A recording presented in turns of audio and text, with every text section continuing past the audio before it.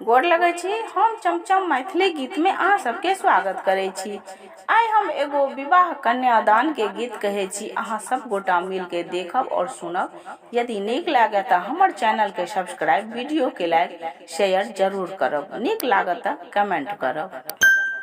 बाबा के आंगना चानना केरा गछिया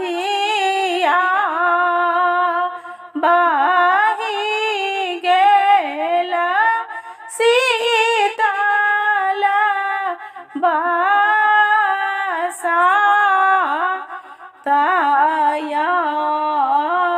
ताहि तर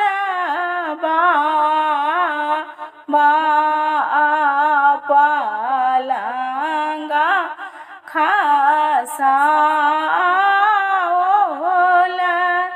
आबि गेल आलसक नींद या इहे माई पड़े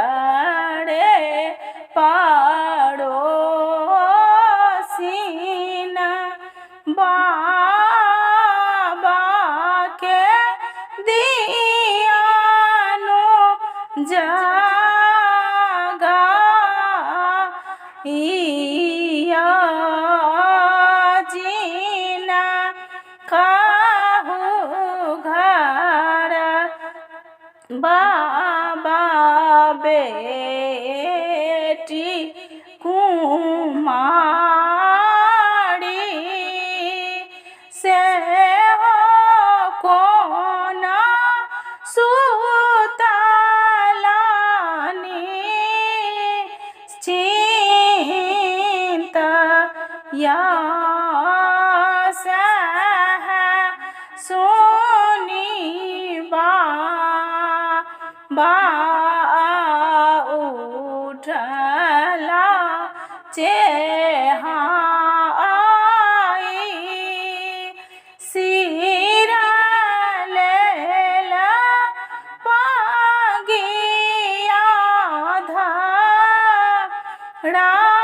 धराई याद छीना खोजल बाबा सीमा खोजल खोजी लेल मागा